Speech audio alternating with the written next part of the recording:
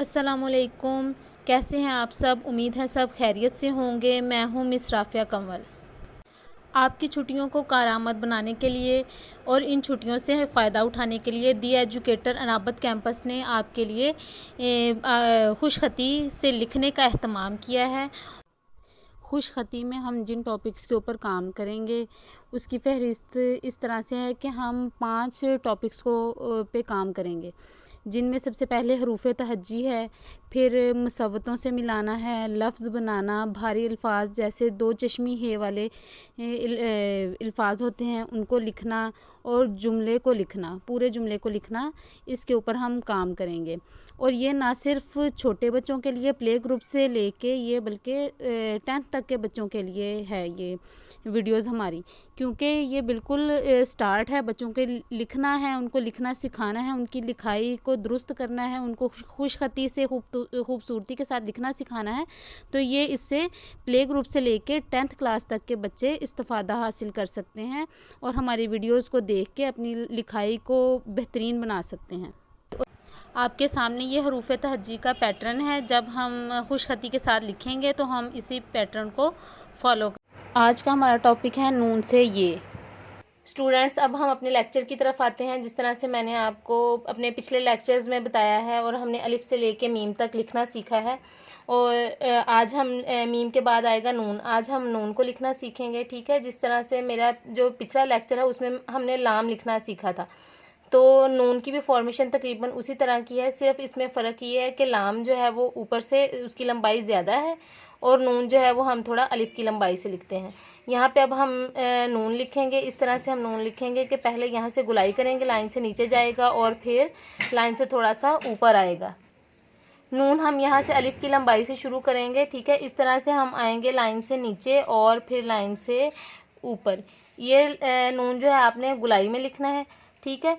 आपने इस तरह से नहीं करना कि बिल्कुल सीधा आएगा और फिर लाइन से ज़्यादा ना नीचे लेके जाना ना ऊपर। ये देखें, यहाँ से बिल्कुल ये बराबर नहीं है बल्कि ये तिरछा जा रहा है, ठीक है। तो यहाँ पे आपने नून का नुक्ता लाइन से थोड़ा सा ऊपर इस तरह से लगा देना। नून लिखते हुए बच्चे जो हैं वो गलती कर जाते हैं। वो गलती इस तरह से करते हैं कि नून तो वो बना लेते हैं, लाइन करना है। यहाँ पे कट आना चाहिए आपका, ठीक है। जिस तरह से हम एप्पल बनाते हैं और यहाँ पे कट बनाते हैं या कर्व देते हैं, इस तरह से हमने बनाना है और सीधी लाइन नीचे हमने ले आनी है। हे लिखने में बच्चे इस तरह से गलती कर देते हैं कि जैसे ये एक तरफ से इसका शोशा निकाला तो वो दूसरी तरफ से भी निकाल देते हैं, मतलब इसको कट कर देते हैं सेंटर से। हमने इसको कट नहीं करना बल्कि हमने इसको इस तरह से लिखना है, ऊपर से आए और यहाँ से इसकी गुलाई, यहाँ से इसका एक शोशा बनाएंगे, ठीक है। एक शोशे की तरह हम इसको लिखेंगे। ये हमारा हे हो गया। यहाँ फिर बच्चे जो है वो बिल्कुल गोल कर देते हैं। इस तरह से हमने गोल दायरे की तरह इसको नहीं बनाना। हे के बाद आएगा अब हमज़ा। आपको याद होगा कि मैंने आइन की छोटी शक्ल आपको लिखवाई थी, तो हमज़ा भी उसी तरह से है। इसमें थोड़ा सा चेंज ये है कि यहाँ पे हम ज़बर की तरह बनाते हैं। इसकी सीधी लाइन जो है ज़बर की तरह आएगी और इसके ऊपर यहाँ पे हम सी की तरह कर्व बना देंगे। हमज़ा लिखने में बच्चे जो हैं वो ज़्यादातर ये गलती कर देते हैं, या तो उसको बिल्कुल उसका मुंह ऊपर को इस तरह से बना देते हैं, ठीक है, या फिर वो बिल्कुल लाइन के साथ जोड़ देते हैं। ये दोनों हमने इस तरीके से नहीं लिखना, ठीक है। जिस तरह से हम ज़बर डालते हैं, एक ज़बर की तरह तिरछी लाइन और यहाँ पे हमने सी की तरह, ठीक है। यहाँ से हमने सी की तरह, ये वाला जो इसका सिरा है ये पीछे रहेगा और आगे वाला सिरा आगे आएगा। ये देखें, यहाँ फिर बच्चे जो हैं वो अगर सिरा इस तरह से लिखते हैं तो ये सिरा जो है वो बिल्कुल बराबर पे ले आते हैं, तो ये भी बिल्कुल ठीक तरीका नहीं है। आपने कोशिश करनी है कि सी की तरह बनाएं और यहाँ पे ज़बर की तरह नीचे हम आएंगे स्लाइड लेके, ठीक है। ये वाला सिरा आएगा हमारा पीछे और ये वाला सिरा हमारा थोड़ा सा आगे आएगा। अब हम छोटी ये लिखेंगे। छोटी ये को हम जो है वो अलिफ की ऊंचाई से बनाएंगे, ठीक है। ये अलिफ की ऊंचाई है। हम थोड़ा सा पीछे को जाएंगे और फिर इसकी गुलाई करेंगे लाइन से नीचे और फिर लाइन से ऊपर। आपने इस चीज़ का ख्याल रखना है कि ये जो जब हमने छोटी ये लिखनी है तो इसका ये जो सर है और इसकी गुलाई ये दोनों बराबर नहीं आने चाहिए। ठीक है, इस तरह से ये बराबर नहीं आएंगे, बल्कि ये जो इसका सर है वो थोड़ा आगे को आएगा। अब हम छोटिए के बाद अब हम बड़िए लिखेंगे। ठीक है, बड़िए हम इस तरह से लिखेंगे कि हमने बे की ऊंचाई से आना है। जिस तरह से हम बे की छोटी शक्ल बनाते हैं, बे की छोटी शक्ल में ज़्यादा कर्व आता है, इसमें गुलाई थोड़ी कम आएगी और आगे को हम कम निकालेंगे। ठीक है, यहाँ से इसकी गुलाई थोड़ी कम होगी और लाइन के ऊपर बिल्कुल आपने पीछे को जाना है। इस तरह से हमारी बड़िए लिखी जाएगी। छोटिए जो है वो थोड़ी मुश्किल है, आपने इसकी प्रैक्टिस ज़्यादा करनी है, क्योंकि बच्चे जब छोटिए लिखते हैं तो इसको नीचे, लेकिन इसका जो इख्तिताम है वो बिल्कुल उसके बराबर में कर देते हैं। ठीक है, इस तरह से आपने नहीं करना। जैसे कि मैंने आपको पहले बताया है कि नून आपने यहाँ से गुलाई करनी है लाइन से नीचे और लाइन से ऊपर। यहाँ पे ये बिल्कुल ये देखें, ये इसकी लाइन सीधी नहीं है बल्कि ये नीचे को स्लाइड की तरह आ रही है। तो इस तरह से आपने नून को लिख लेना है। ठीक है, आपने नून के ये दोनों जो है शोशे, उन दोनों को आपने बराबर पे नहीं लेके आना, बल्कि एक छोटा बड़ा यहाँ पे जहाँ से हमने शुरू करना है और जहाँ पे हमने ख़त्म करना है वहाँ से हमने इसको छोटा बनाना है। ठीक है, और नुक्ता हम थोड़ा सा लाइन के ऊपर लगाएंगे। नून के बाद आता है वाओ। अब हम वाओ लिखेंगे। वाओ को जिस तरह से हम दाल लिखते हैं बे की ऊंचाई से, उसी तरह से हम इसको लिखेंगे।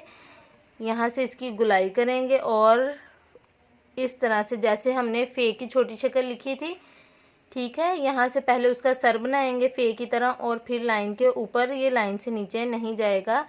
नून के बाद आएगा वाओ। वाओ लिखने में बच्चे ये गलती कर जाते हैं कि बिल्कुल वो यहाँ से ऊपर से लेते हैं गोल नीचे को और इस तरह से बे की तरह से बना देते हैं। ठीक है, आपने कोशिश करनी है बच्चे इस तरह से ना बनाएं, बल्कि जिस तरह से हमने फे की छोटी शक्ल लिखी है गुलाई और यहाँ से उसकी गर्दन और लाइन के ऊपर, इस तरह से आपने वाव को लिखना है। और कुछ बच्चे ये भी गलती कर जाते हैं कि यहाँ से वो गुलाई लेते हैं और लाइन के साथ इस तरह से बना देते हैं, यहाँ पे इसकी स्पेस कम आती है। तो आपने कोशिश करना है कि यहाँ पे इसकी वाव का सर आपने बनाना है और यहाँ पे थोड़ी उसकी गर्दन भी बने। वाव के बाद आएगा हे। हे हम इस तरह से लिखेंगे, यहाँ से हम लेंगे बे की ऊंचाई से, इसको गुलाई करेंगे और आधा, इसको जैसे उल्टा 6 लिखते हैं, 6 की शक्ल जो है वो इस वाली साइड पे आती है वाव की तरफ, लेकिन इसको हम उल्टे 6 की तरह लिखेंगे। और यहाँ पे इसको हमने छोटा सा इसका शोशा बाहर को निकालना है, इसको आगे पूरा नहीं निकालना। इस तरह से हमने इसकी गुलाई करनी है, लाइन के ऊपर आना चाहिए। हे जो है वो दो तरह से है, एक ये गोल वाला है और एक दूसरा है जो है वो दो चश्मी है। दो चश्मी है को हमने किस तरह से लिखना है, जैसे हम दाल लिखते हैं इस तरह से बना के और उसकी गुलाई ऐसे करनी है, जैसे हम एप्पल बनाते हैं, सेब बनाते हैं, एप्पल की तरह हमने इसको बनाना है और यहाँ से अंदर से इसको कट कर देना है। ठीक है, तो ये आ जाएगी हमारी दो चश्मी है। इसका बहुत आसान तरीका है, मैं आपको फिर बता देती हूँ। यहाँ से हमने गोल दाल की तरह बनाना है और इसको बंद करना है। यहाँ पे कट, क्योंकि बच्चे जब छोटियाँ लिखते हैं तो इसको सी बना के और यहाँ से इसको नीचे गुलाई करते हैं। ये देखें इस तरह से आपने नहीं लिखना। यहाँ पे देखें ये बिल्कुल बराबर पे आ रहा है और ना ही आपने यहाँ से कर्व देना है। ये देखें, ठीक है, यहाँ पे कॉर्नर जैसे बच्चे बना देते हैं, इस तरह से आपने नहीं करना। आपने यहाँ से सीधा और नीचे इस तरह से लेके आना है। ये देखें ये चीज़ हमारी आगे आएगी और ये इसकी गुलाई जो है ये थोड़ी पीछे रहेगी। आपने इस तरह से छोटी ए को लिखना है।